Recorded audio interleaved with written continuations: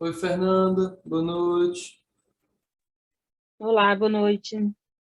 Tudo bem? Tudo bem? Esperando a turma, né? É, você entra mais um pouquinho de gente para a gente começar. Hum.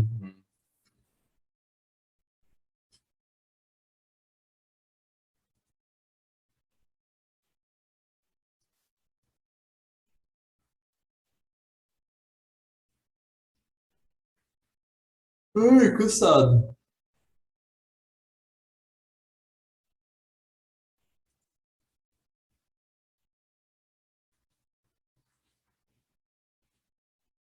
Eu também tô cansada, mas a gente não pode desanimar, não, né? Ainda mais agora que tá Não, chegando. mas não, tá chegando. Quase na hora. Agora é hora da gente Esse vai ser o primeiro Enem que eu vou fazer.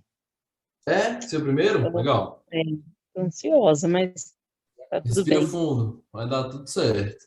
Tô Respira preocupada com fundo. redação. Nervoso é normal. Eu fiquei muito nervoso também quando eu fui fazer meu primeiro. Eu não tô muito preocupada com a escrita, sabe? Eu tô preocupada com o conteúdo. Porque, tipo assim, pega a gente de surpresa, né? Sim, Não dá pra sim, gente saber. sim. Sempre pega. Mas o pessoal. Como é que é o nome do menino? Chico, não é? O Chico que está com vocês com a oficina de redação, não é? Aham. Ele é bom. Ele é muito Ai, bom. sim, ele Vocês é estando lá ótimo. com ele, vocês estando com a Nath não está dando aula mais, né? Ela está A só na coordenadora. Letícia, a Polly, nossa, são ótimas. É um É, a pessoal muito questão, bom. Muito bom a mesmo. que- a questão é o conteúdo lá na hora, por exemplo. A gente chega lá para fazer o Enem, aí cai o tema, por exemplo, falando sobre preconceito, sobre racismo, sobre vícios, sei lá, aí pega a gente muito de surpresa, né? Uhum, A gente podia uhum. saber antes. Só, Facilitava, né? Um pouquinho. uai, Eu não acho ia que falar pra facilitava gente, a gente ia bastante. falar, né? Era só para saber sobre o quê. É. Às vezes é uma ajuda boa mesmo. Mas, já que não é, a gente faz como dá, né? Vai lá e inventa Ah, mesmo. Tira as coisas da nossa cabeça. Inventa não, né? Vai é. lá na hora. Vou inventar as coisas não, que é ruim. Mas Não, tem aqui, que falar a eles, verdade. eles não dão nenhuma uma dica de nada, nem. Antes não. Nada. Nada, nada, nada. Não, nunca vi, nenhuma vez, o tema ter sido vazado com legitimidade, assim, realmente ter vazado o tema de redação. Já vi vazar questão de prova, mas eu nunca vi vazar o tema da redação e ser de verdade, realmente ser esse tema quando chega lá na hora. Não sei Lá se é eles só porque dão um eles tema mesmo e mudaram. pronto. Lá na hora, antes que tinha como é que era? A prova de humanas num dia e a redação no outro, às vezes tinha como você ter alguma ideia pela prova de humanas, que acontecia no sábado e a prova de redação no domingo. E aí você conseguia, né? Porque tinha um tema meio geral ali na prova, às vezes, que mais ou menos se repetia, você conseguia ter alguma noção, assim, mas mesmo assim não era uma regra, não. Agora que os dois são no mesmo dia, já não faz Aí que diferença complicou mais. mesmo. E Ah, são no mas primeiro, né? As duas são é. no primeiro dia. Então, Uhum. realmente, não tem, não tem dica, não. É só na hora que você chegar lá, abrir sua prova. Aí tá lá, redação, blá, blá, blá, blá, blá, blá, blá. Só. Ah, mas tá Senão, valendo. tá, Tá tá valendo. sim, tá Podemos sim. organizar. Confio em vocês. Eu confio em vocês, o Chico, a Letícia, a Polly, todo mundo confia em vocês. Ah, A gente sabe obrigada. que vocês dão conta. A gente tá aqui porque a gente sabe que vocês dão conta mesmo. Vocês são ótimos. Isso impulsiona a gente. Isso é muito bom. Não, mas é fé total. A gente realmente. Fé não, porque fé a gente não tem prova. A gente tem prova que vocês são bons mesmo. A gente tá aqui vendo, né? Cada um no seu dia, mas todo dia, vendo como vocês são uma galera que tá realmente se esforçando pra caramba. Vocês Aí vão dar sim, conta. Vão dar conta. vamos sim. Ave Maria, ninguém ainda. A gente já tem que começar a sala é importante.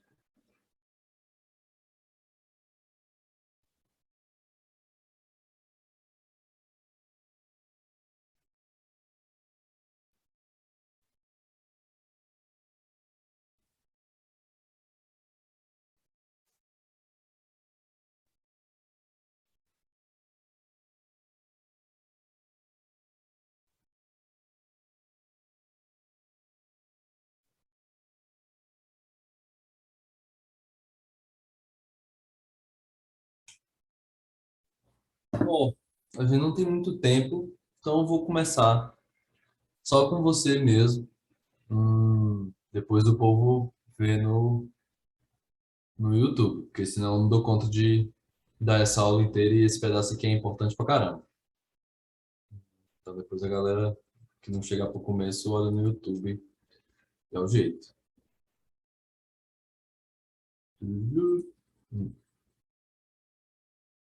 Então vamos lá.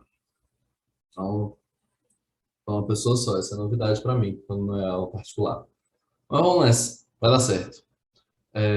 Hoje a gente vai falar sobre efeito Joule. Efeito Joule é o nome de um efeito que, na verdade, acontece em todo canto, mas a gente usa muito ele na eletricidade. Lá atrás, quando a gente começou a falar sobre energia, eu tinha falado que sempre existe alguma perda de energia, né? Quando a gente estava falando sobre conservação de energia, eu falei que sempre existe alguma perda, a energia nunca se transfere 100%. Porque a gente vive num mundo imperfeito, né? Então as coisas não acontecem de forma perfeita. A gente só facilita elas um pouco aqui nas contas para ficar mais fácil de entender, mas todo o processo de troca de energia, em que a energia sai de um lugar e vai para o outro, ou que a energia se transforma de um tipo de energia em outra, existe alguma perda. Normalmente, essa perda se dá como som, luz e ou calor. Então, calor é uma das mais comuns, mas som também. E, por exemplo, quando o carro está andando, né, existe uma perda de energia na roda, porque a roda esquenta. Então, nem toda a energia que você está colocando na roda para ela girar realmente faz ela girar. Tem um tanto que vai fazer ela esquentar. Por causa do atrito do eixo, por causa do atrito dela com o chão, isso gasta mais energia. Tem vários jeitos de você fazer isso diminuir, mas nem sempre isso é necessário, nem sempre isso é desejado. Muitas vezes o que as pessoas querem é que essa energia seja dissipada de alguma forma. Por exemplo, o que a gente chama de efeito Joule. O efeito Joule é quando uma transformação de energia, um transporte de energia gera calor, especialmente aqui no eletromagnetismo. Voltando lá naquilo que a gente tinha visto na aula passada né, imaginando que isso aqui é um condutor, isso aqui é um fio, a gente está olhando aqui dentro de um fio, e aqui tem um elétron, e esse elétron está se mexendo, né, ele mexe aleatoriamente, está andando, isso aqui é então um fio condutor com uma corrente aplicada nele, né, com uma corrente passando por ele. Se a gente for lembrar daquela ideia de que um condutor é como se fosse um corredor com gente passando, se você pensa no corredor vazio, ele vai estar fresquinho, as janelas abertas, tem ninguém, não tem aquela muvuca, tá só ali paradinho, quietinho, tá ótimo, fica bem fresquinho. Agora você vai colocando gente dentro, ele vai esquentando.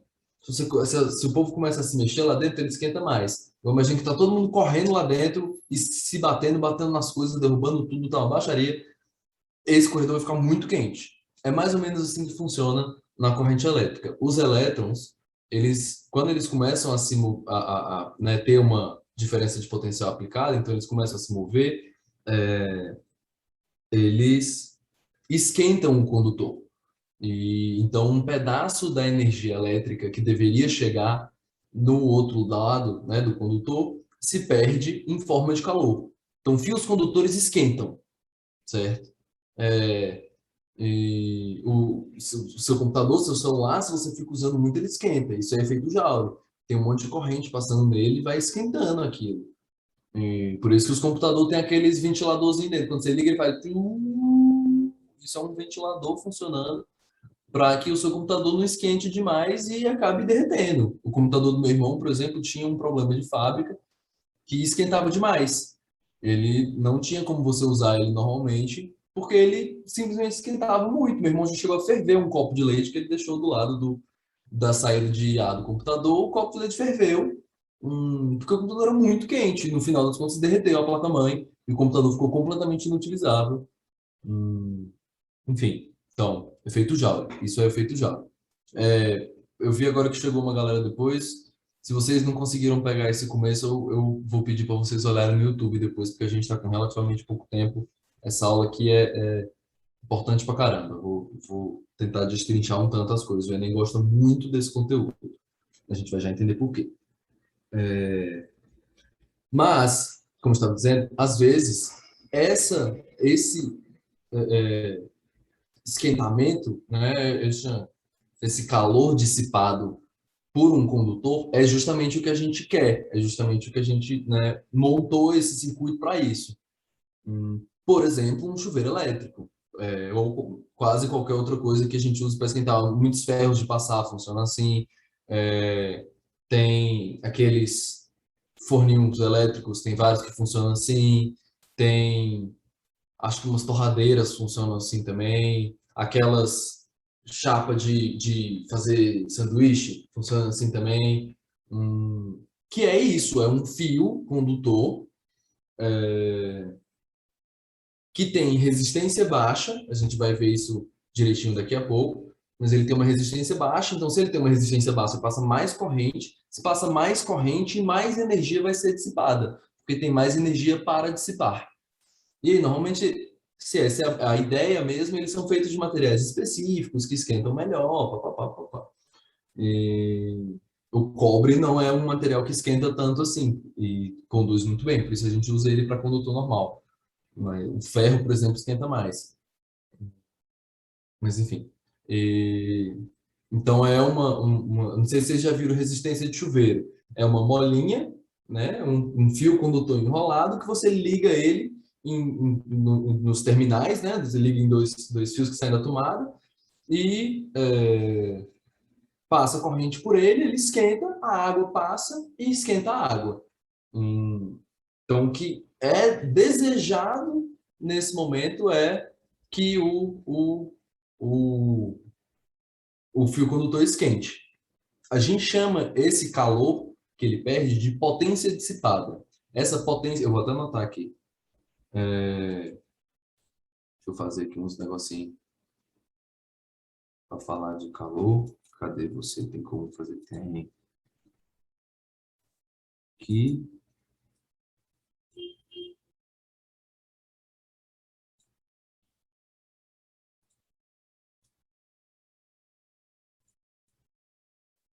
Fazer um desenho bonito. Olha que bonito meu desenho. Isso aqui é calor, certo? Calor saindo do fio condutor. Um outro nome para esse calor é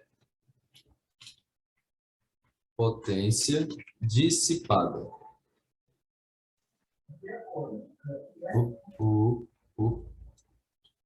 Ok? Essa potência dissipada é calculável. A gente consegue calcular quanto é essa potência dissipada, o quanto de calor que esse condutor está emanando, né? O quanto de potência está sendo dissipada, é exatamente isso. Como é isso? São três equações. Na verdade, é uma equação que a gente divide, né, que a gente consegue transformar ela em três. Como é que é isso? A equação oficial, vamos dizer assim, é que a potência P é igual à voltagem que está, né, naquele circuito, V, vezes a corrente que está passando por esse circuito, I. Mas, se a gente for lembrar, a voltagem V é igual à resistência vezes a corrente. Então, isso aqui é igual a R vezes I, porque V é igual a R vezes I. Então, a gente pode substituir a voltagem por resistência equivalente do circuito vezes a corrente do circuito. Como tem corrente duas vezes, a gente vai colocar que é R vezes I ao quadrado. Ou a gente pode lembrar também que tem outro jeito de escrever a lei de Kirchhoff, a lei de Ohm, que ela é a voltagem igual a resistência equivalente vezes a corrente. Mas a gente também pode escrever como sendo a corrente igual a voltagem dividido pela resistência. Certo? Eu só passei a resistência que estava multiplicando, eu passei ela dividindo. Então, corrente é igual a voltagem dividido por resistência. E eu posso substituir isso nessa daqui. Nessa aqui de cima, potência igual a voltagem vezes corrente. Eu vou substituir a corrente, por V sobre R. Então, vai ficar V vezes V sobre R. V vezes V, V ao quadrado sobre R. Essas são as três equações que a gente vai usar na potência dissipada. Não, é isso mesmo que eu queria. Aqui, V vezes I, R vezes I ao quadrado e V ao quadrado sobre R. Certo? Às vezes, vocês também vão ver esse V aqui chamado de U, tá? Mas eu prefiro V. Mas é a mesma coisa. Então, a potência é igual a voltagem vezes a corrente, ou a resistência vezes a corrente ao quadrado, ou a voltagem ao quadrado dividido pela resistência. Qual que é a diferença? Nenhuma. Todas elas vão chegar exatamente no mesmo resultado. Então, por que tem mais de uma? Porque varia o que a gente vai ter de questão para questão, certo? Mas minha dica é, lembra dessa daqui, PVI, P igual a V vezes I. Lembra dessa e lembra dessa. Essa daqui também são as duas importantes. P igual a V vezes I e V igual a R vezes I. Sabendo essas duas, você consegue chegar nessas duas aqui, certo? De conteúdo mesmo, é basicamente isso. Uma coisa que eu tinha esquecido. A gente já viu sobre potência um pouquinho, mas eu vou falar de novo. A potência P é medida em watts, que é um W, certo? Essa é a unidade de medida. A gente vê muito duas variações, que são o kilowatt, que é o kW, e o kilowatt-hora, que é kWh. Esse kWh é a potência elétrica que passa por hora em um determinado circuito. Normalmente é nisso aí que vem medido a nossa conta de luz. A nossa conta de luz fala que a gente gastou tantos quilowatt-hora.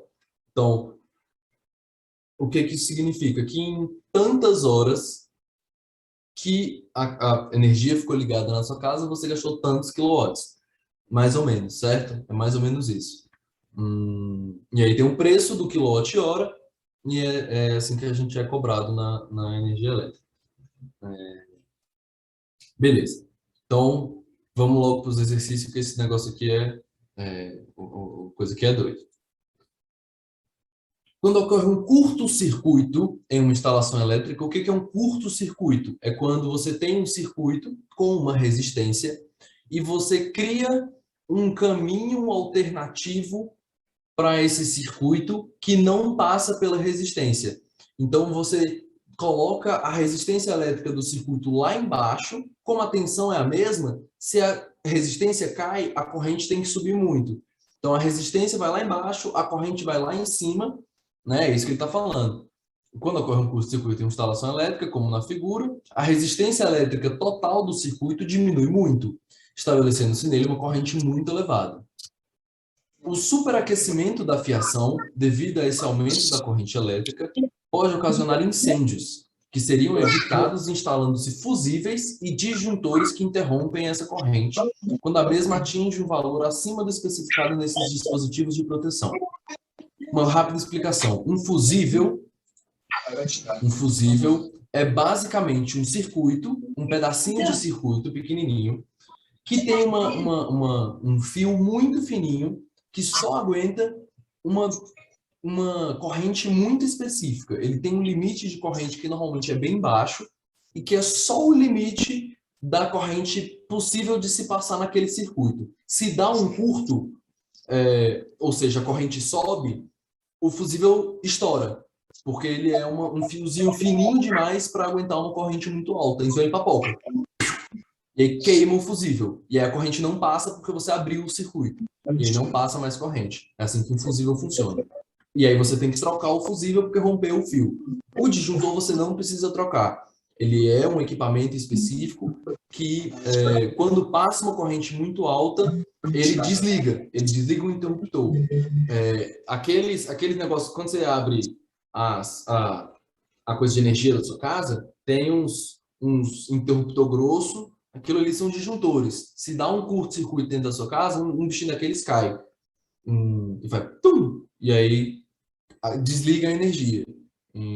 Porque aí ele impede que uma corrente muito alta passe. Eu não vou explicar como ele funciona porque é bem difícil. Mas não importa também não. É só saber disso. Ele tem um limite de corrente, os dois, tanto o fusível quanto o disjuntor, tem um limite de corrente que quando a corrente passa desse limite, eles desligam. Eles abrem o circuito e para de passar corrente para evitar um incêndio, né? Para evitar que o negócio superaqueça e às vezes explode, às vezes pega fogo, é bem perigoso. Então, esse aqui é uma coisa de segurança. Então, vamos lá, continuando.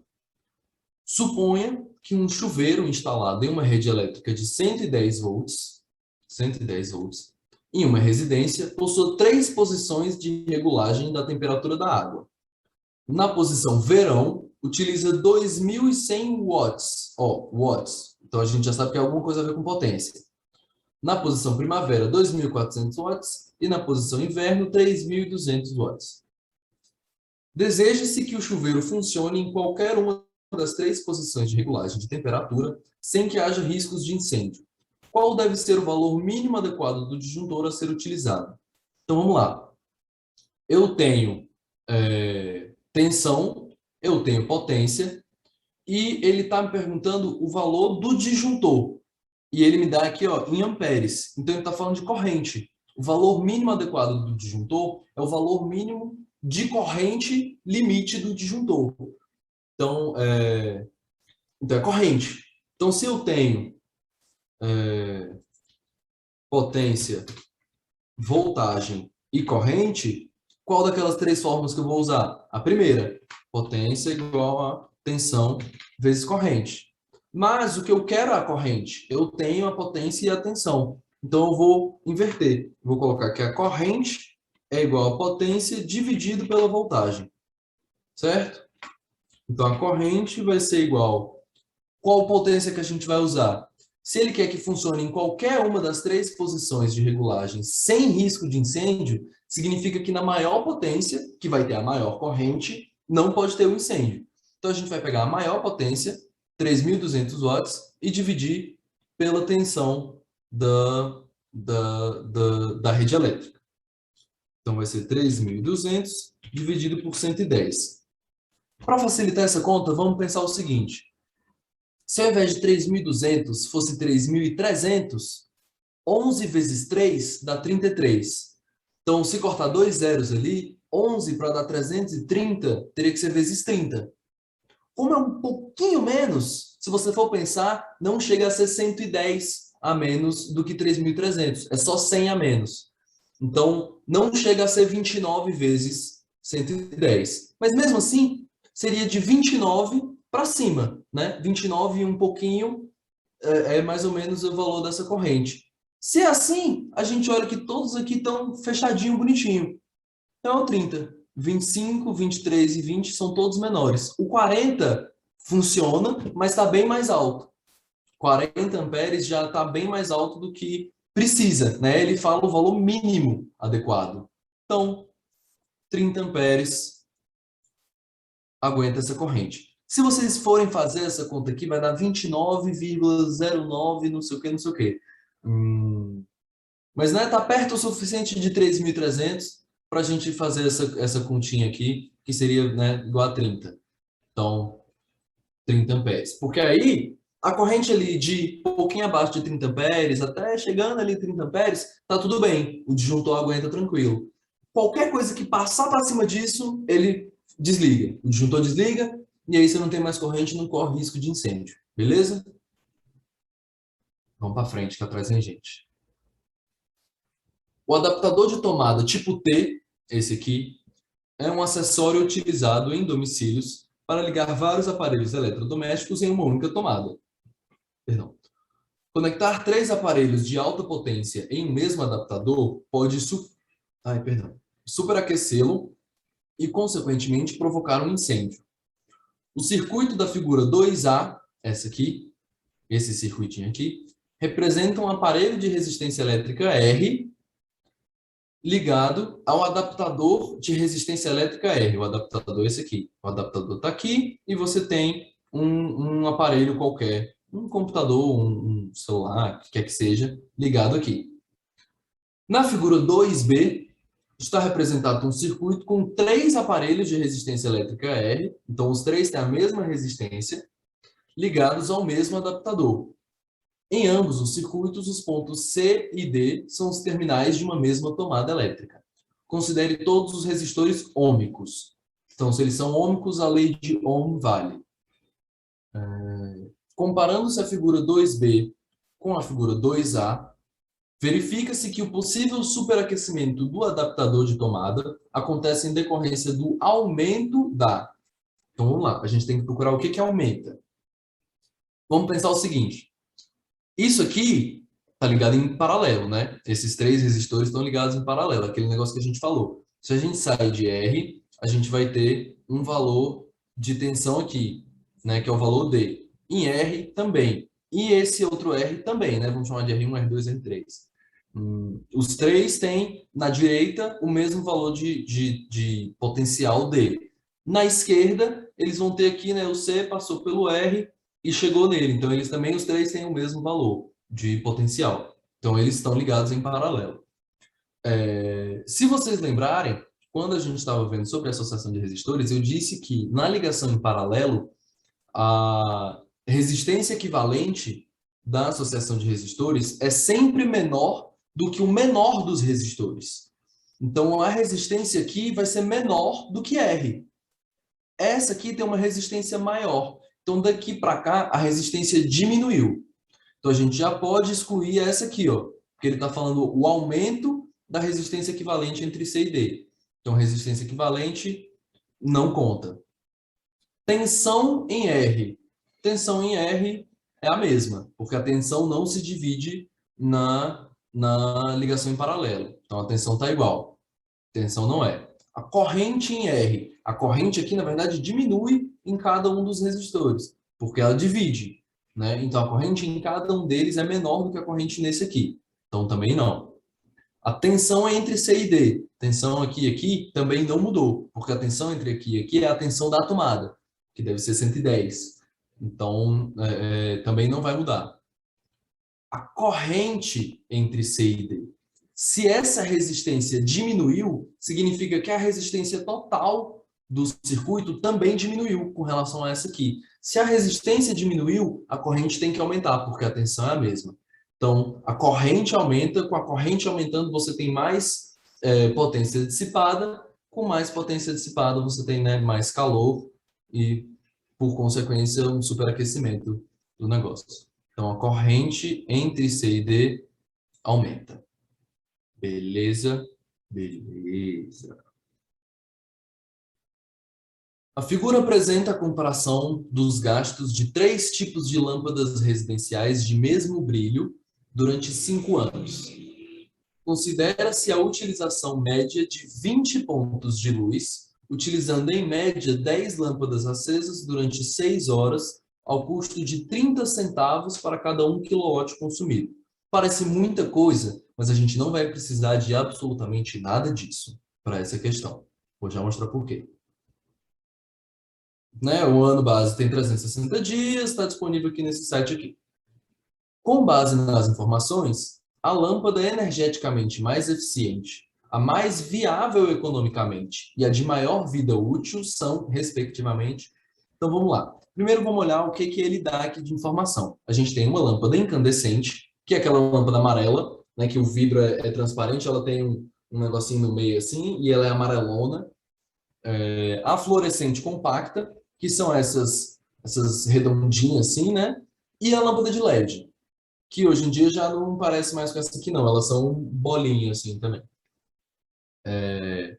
Aí o que ele dá de informação? O investimento na compra, então quanto que você gastou para comprar os primeiros 20 pontos de luz, a potência média de cada lâmpada, o consumo de energia, ó, o que eu falei, está aqui em quilowatt-hora.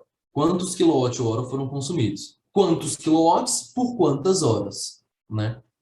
Então, quantos quilowatt-hora foram consumidos por cada lâmpada? Quantas lâmpadas foram trocadas? o gasto que a pessoa teve com energia, né, o gasto com conta de luz, e o gasto com as lâmpadas trocadas. Então vamos lá. Ele pede a lâmpada energeticamente mais eficiente. A lâmpada energeticamente mais eficiente é a que gasta menos energia. Ponto. Né? A lâmpada que gastar menos energia é a lâmpada energeticamente mais eficiente. Então a gente vai olhar aqui no consumo de energia. A lâmpada incandescente gastou em um ano 6.480 kWh. A fluorescente compacta gastou 1.728 kWh, então já foi melhor. E a lâmpada LED gastou 864 kWh. Então a lâmpada LED foi a mais energeticamente eficiente. Então a gente já sabe que pode ser essa aqui ou essa aqui, né? Podem ser as primeiras. Então, a mais viável economicamente. O que é a mais viável economicamente? A que custou menos. Se você soma o investimento na compra com o gasto com energia, com o gasto com lâmpada trocada, quando você soma os três, o que tiver o menor valor vai ser a mais viável economicamente. Então, a incandescente foi R$ 60, depois R$ 1.944, isso aqui já vai dar R$ 2.000 um pedacinho, R$ 2.044, não, R$ 2.004, mais 330, então R$ 2.334 gastos no total. Não está muito bom. A fluorescente compacta foi 360, mais 518,40, então 878,40, mais 360. Vai ficar 1.100, 1.200 e um quebradinho. Não faz questão saber o valor exato, não. 1.200 e tanto. Já está bem melhor do que essa aqui. Né? Gastou metade, menos da metade. Não, um pouquinho mais que a metade. E a lâmpada LED, o investimento na compra foi de 2.800. Então, só aqui já ultrapassou a lâmpada incandescente.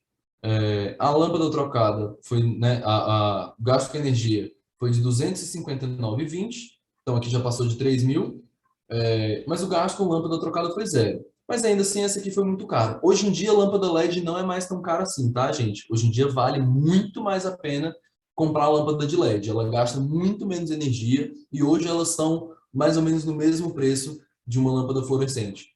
Então, vale muito a pena. Quando vocês forem comprar lâmpada, avisa a mãe de vocês, ou se for você mesmo, já compra logo de uma vez. O professor Dudes disse que tem que comprar lâmpada de LED, porque a gente vai poupar muito dinheiro na conta de muito, mas é muito mesmo. Então, olha a diferença da lâmpada incandescente amarela, 1944 para 259. A diferença é muito grande. Até da fluorescente, que gasta menos, gastou 518, gastou quase mais que o dobro.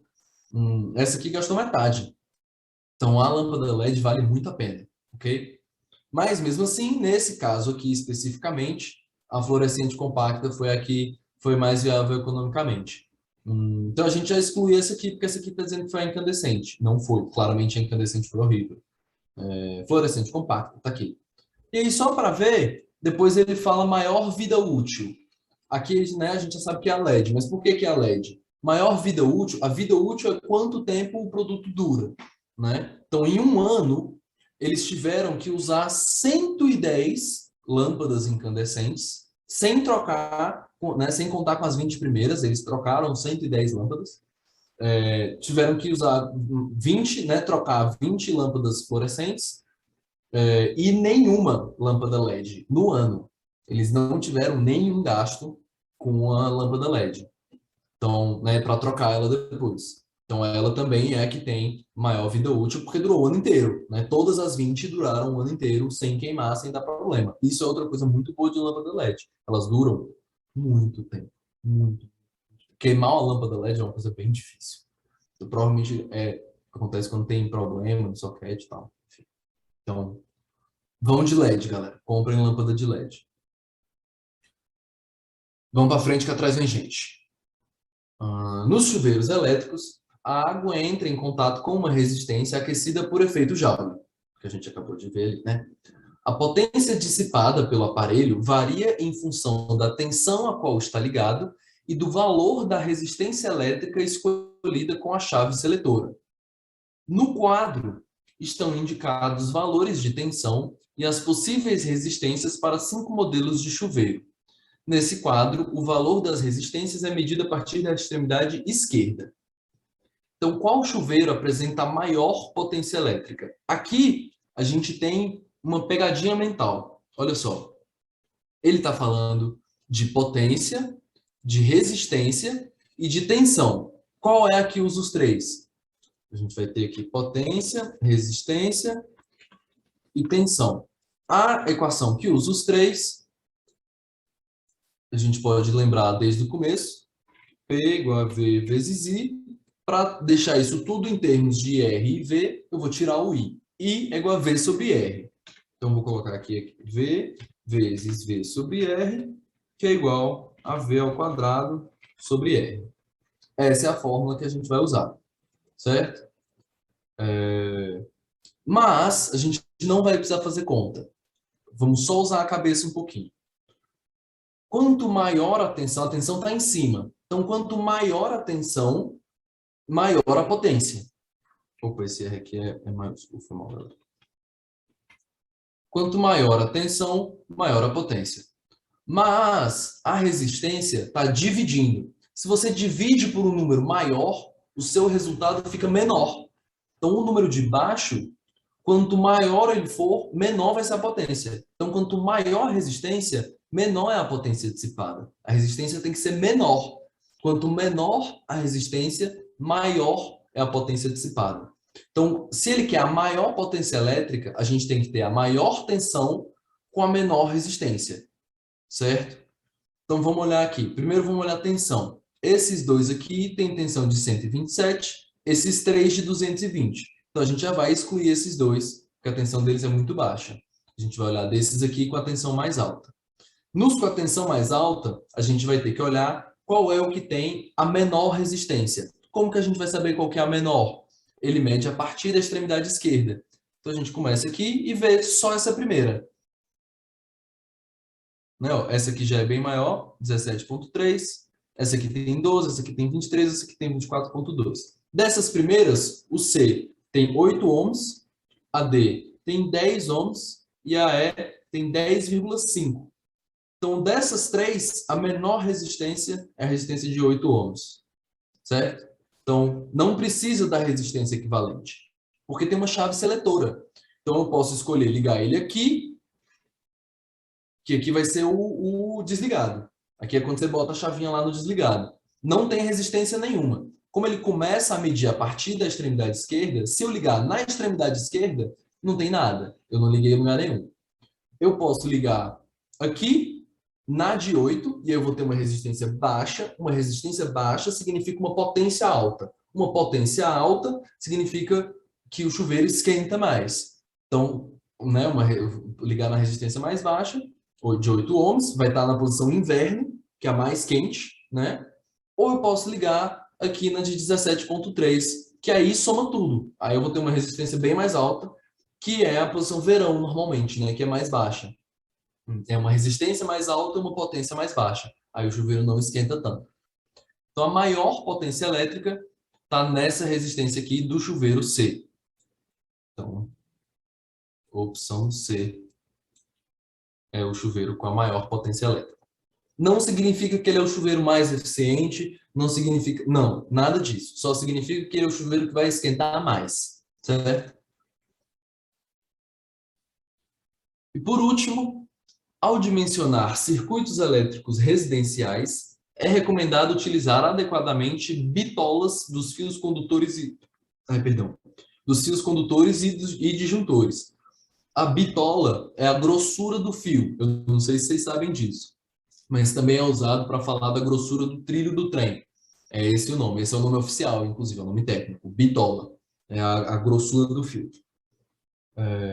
Então, utilizar adequadamente bitolas dos fios condutores e disjuntores de acordo com a intensidade da corrente elétrica demandada. Esse procedimento é recomendado para evitar acidentes na rede elétrica. No quadro, é especificada a associação para 3 circuitos distintos de uma residência, relacionando tensão no circuito, bitolas de fio condutores e a intensidade de corrente elétrica máxima suportada pelo disjuntor. Com base no dimensionamento do circuito residencial, em quais dos circuitos os equipamentos estão ligados adequadamente? Qual ou quais enfim, blá, blá, blá, blá. Então vamos lá.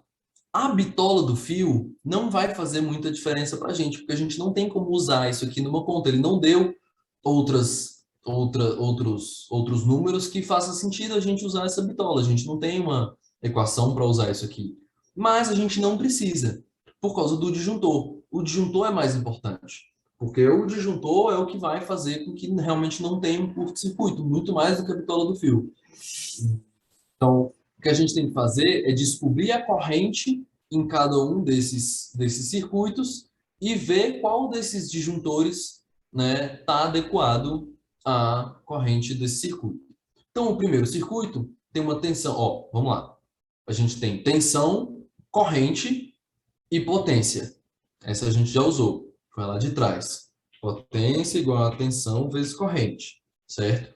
Mas o que a gente quer é a corrente. A gente quer achar a corrente em cada um desses circuitos. A gente vai fazer a mesma coisa que a gente fez ali atrás. Potência dividido por voltagem, certo? Então, a corrente 1, deixa eu fazer assim. Ah, não, aqui não dá. Corrente 1, né? Vou fazer assim, assim dá, assim fica bonito. A corrente 1 vai ser de 4.200 dividido por 110. Quanto é que dá essa conta? 4.400 vai dar 40, 30, 30 e um quebrado, 38. Acho que é 38. 38. Então, vai dar 38 amperes, certo? Isso aqui é igual a 38 amperes. Essa é a corrente que vai passar com o equipamento de 4.200 watts ligado na tensão de 110. Então, a gente precisa de um disjuntor que aguente isso aqui. O disjuntor máximo é de 20 amperes. Então, ele não vai aguentar. Então, esse aqui está ligado errado. O circuito 1 está errado, não está adequado. Vamos olhar o circuito 2. A equação é a mesma, porque é a mesma coisa que a gente está querendo procurar. O circuito 2 vai ser de 4.200 dividido por 220. Aqui tem uma diquinha para a gente facilitar a conta. 220 é o dobro de 110. Se eu multipliquei por 2 embaixo, eu posso passar esse vezes 2 para o outro lado dividindo, certo? Porque seria 4.200 sobre 110 vezes 2. Um 2 está dividindo aqui embaixo. Eu posso só passar ele para lá, dividindo. Né? Ele está multiplicando, eu passo dividindo. Então, ele vai dividir lá do outro lado. E essa corrente vai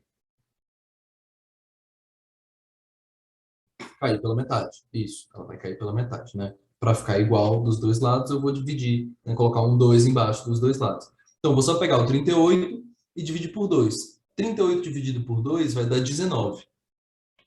19 amperes. 19 amperes está dentro do disjuntor de 20. Então, o circuito 2 tá bom. Circuito 2 rola. Agora o circuito 3, para ver se tá bonzinho também. Corrente 3 vai ser igual a 6.600 dividido por 220. Essa aqui tá mais fácil. Tira os dois zeros.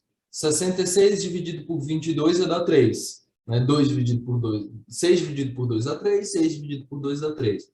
Não é 33, é 3, certo? Então, com um zero, 30 amperes. São 30 amperes. Esse disjuntor máximo tem 35. Então, ele também está valendo. Então, quais estão ligados adequadamente? Apenas nos circuitos 2 e 3. Certo? Só eles dois que têm, com a tensão e a potência do equipamento a ser ligado, um disjuntor adequado ao, ao tanto de corrente que vai passar. Beleza? É isso mesmo. Ok? Belezinha, belezinha. Show de bola. É isso que temos para hoje. Ué, até que deu tempo. Tava com medo de não dar. Aula que vem, vamos fazer uma aulinha de exercícios disso aqui, de circuito, né, que eu não consegui fazer exercício na aula passada, de associação de resistores e tal, e eu vou trazer isso aqui de novo, porque é muito importante, o Enem gosta muito. Esse negócio de gastar energia e tal, ele gosta muito. Vou trazer umas também sobre gasto de energia, né, com o preço do quilowatt e tal, também para a gente também fazer umas continhas nesse sentido, beleza? E é isto. É isto que temos para hoje. Vamos que vamos. O negócio está chegando perto, galera. Está chegando perto. Está chegando perto. Último gás. Último gás agora para a gente chegar lá. Vai dar certo. Respira fundo. Vai ficar tudo bem. A gente confia demais em vocês. E mesmo vocês tirando nota ruim, vocês ainda são pessoas incríveis que se esforçaram pra caramba para chegar aqui. Estão se esforçando muito. Estão aqui novembro, pandemia, ensino remoto, essa baixaria toda, e vocês estão aqui, ó, todo dia assistindo as coisas, vão nas monitorias, vê os negócios, estão aqui presentes. Isso já é sensacional. Vocês já estão de parabéns demais. Então, respira fundo, que vai dar tudo certo. Como diz minha avó, vocês já estão dando o melhor de vocês. Então, a situação que vai vir é a melhor possível. E isso já está ótimo. Respira fundo que vai dar bom. Agora é só esperar. Grande menino Saulo.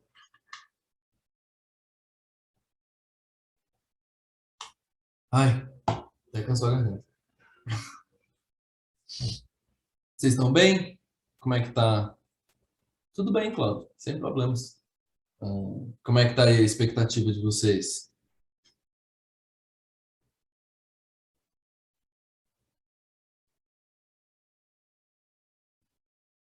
Beleza, acho que tá boa, então. Eu entendo, Radito. Tão Eu tava boas, morrendo de medo também quando eu fui fazer tão meu boas. Enem que bom que tá boa, então. Já é ótimo. É. Gostei da confiança, é isso mesmo. Mas eu tava mais próximo da Radija, eu acho, quando eu fui fazer meu Enem. Hum, eu tava morrendo de medo também. Nossa, tava tão nervoso. Eu tava tão nervoso quando eu fui fazer meu Enem, na semana antes da prova, né, porque quando eu fiz ainda era no mesmo final de semana, né? As duas, uma sábado, outra domingo. E aí na semana antes, tava tão nervoso que eu no Facebook tava assim, tentando ver alguma coisa para me distrair, e aparecia aqueles vídeos de gatinho, sabe? Os vídeos de gatinho bonitinho, e eu desatava a chorar, e chorava, e chorava, e chorava, assim, ai, o gatinho é muito lindo! Ai, chorava, morto de nervoso. Gente, horrível. Horrível, horrível, horrível. Hum, Na mas primeira vez eu fiquei, mas tipo, agora que é a segunda eu tô doida que acabe logo. isso é verdade. Isso é verdade. Eu acho que eu nessa situação aqui, eu ficaria mais assim também, tendo uma semana entre um e outro, eu ia ficar assim, ai meu Deus, acaba logo esse negócio. Nossa Senhora, pelo amor de Deus. Hum, mas esse é o primeiro, Radich, pode crer. Vai dar certo.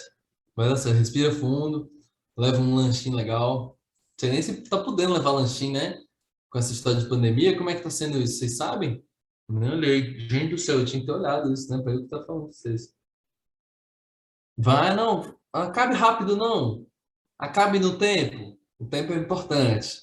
Vão com calma, respira fundo. Ó, começou a desesperar com a questão? Para, respira fundo, passa para frente. Especialmente física. Eu não queria ter que falar isso para vocês, mas chegou em física, chegou uma questão de física. Muito difícil, você ficou muito ansioso, nervoso com a coisa, está esse negócio meio doido. Passa para frente, larga a questão para lá, marca que você não respondeu, larga a questão para lá e vai-se embora. Responde as outras, especialmente porque normalmente uma questão de física que você trava são as questões difíceis. E as questões difíceis dão menos ponto, né, entre muitas aspas. Então passa para frente. Sim, física não é o pior, não, física é bom. Brincadeira, sei que é chato. Não é chato, não. A gente não tem um bom ensino e uma boa forma de avaliar nosso conhecimento de física. Mas o que dificulta muito as coisas. Mas realmente eu admito.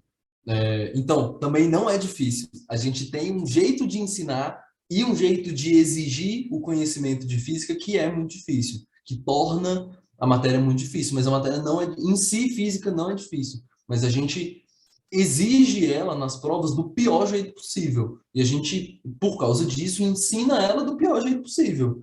Então, não era para ser, não era para ser tão difícil, mas infelizmente é.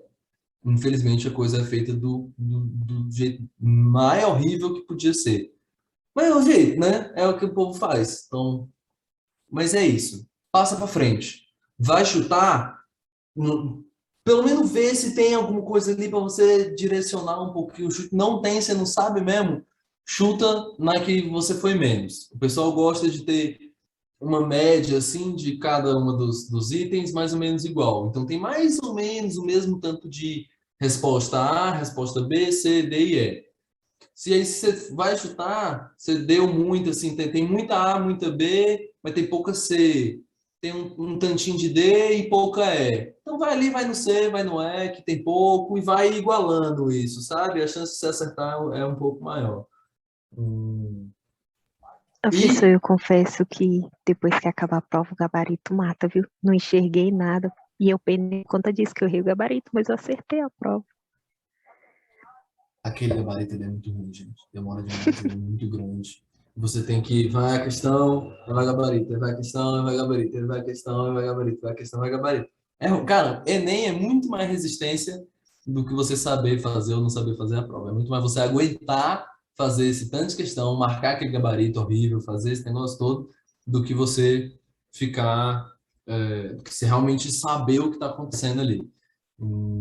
Porque, nossa senhora, prova é muito grande, cara. E é por isso que eu digo, não sabe, passa para frente. Vai-se embora. Não agarra em questão. Se a questão tá ruim, se a questão tá difícil, passa para frente. Vai, responde todas as que você consegue de primeira. Você olhou para a questão e fala, essa aqui eu sei. Responde, beleza. Outra, essa aqui eu sei, mas vai demorar. Passa para frente. Deixa marcado lá para você fazer quando você tiver tempo. Faz as mais fáceis, as que você tem certeza, as mais de boa. Depois, volta e vai olhando as que você deixou para trás. Conseguiu fazer um tanto, mas está vendo que já tá, né, já não está com tanto tempo assim, larga para trás. Chuta. É melhor. É melhor você ter certeza das que você está respondendo do que você sair perdendo tempo para responder questão que você não tem certeza, sacou? Então, aprenda que o tempo é mais importante nesse sentido, assim. Fala, Saulinho, boa noite, meu caro. Tudo bem com Boa você? noite. Tudo Belezinha bom? demais. Bonzinho demais. Aí Ô, sim. galera, boa noite para vocês. Boa noite, Saulinho, boa aula. Fiquem bem aí. Obrigado. Até semana que vem. Bom final de semana. Deixa eu ajeitar aqui que eu tô torto. E aí, gente? Vocês estão animados? Chegar pra prova, cair pra cima dela? Não, Não. Tem que animar, tem que chegar lá Eu tô animada, descansado, tô ansiosa. com Nossa, ansiedade, vontade. né? Tem que chegar lá com